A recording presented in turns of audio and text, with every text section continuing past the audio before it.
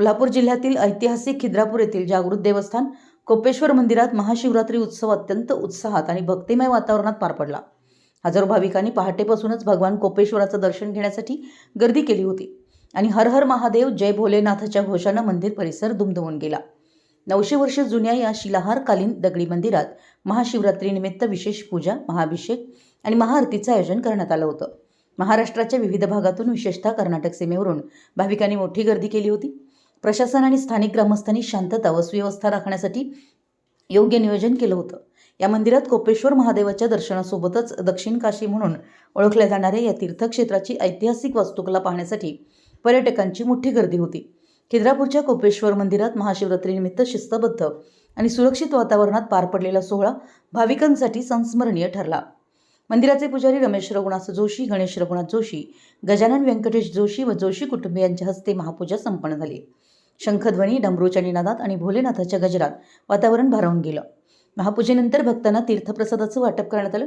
दुपारनंतर आयोजित संगीत सुप्रद कार्यक्रमानं उत्सवात सांस्कृतिक रंग भरले। ग्रामस्थांनी मंदिर परिसर फुलांच्या माळा, विद्युत रोषणाई आणि आकर्षक रांगोळ्यांनी सजवून उत्सवाची शोभा वाढवली।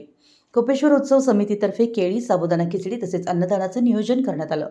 परगावहून आलेल्या भाविकांसाठी उपवासाच्या फराळाची विशेष व्यवस्था करण्यात आली होती। हजारो भाविकांना सुलभ दर्शन व्हावं यासाठी युवक कार्यकर्त्यांनी पुढाकार घेत झिगझॅग पद्धतीनं बॅरिकेड्स उभारून रांग व्यवस्थापनाची प्रभावी अंमलबजावणी केली। त्यामुळे कोणताही गोंधळ परिस्थिती निर्माण झाली नाही। पोलीस व ग्रामपंचायत प्रशासनानं चोख बंदोबस्त ठेवलेला होता। उपाधीक्षक अण्णासाहेब गायकवाड यांनी मंदिरस्थळी भेट देऊन व्यवस्थेचा आढावा घेतला।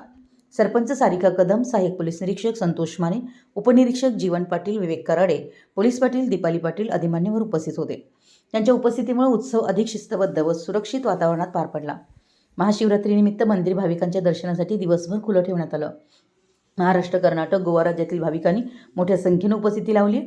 दरम्यान कुरुंदवाड येथील कल्लेश्वर मंदिर तसेच कृष्णा घाटावरील सुब्रमण्येश्वर मंदिरातही दुग्ध व जल फुलाभिषेक करून महापूजा करण्यात आली। येथेही भक्तांना खिचडी व दुग्ध तीर्थ प्रसादाचं वाटप करण्यात आलं। मराठी न्यूजसाठी कुरुंदवाडहून संदीप अडसूळ।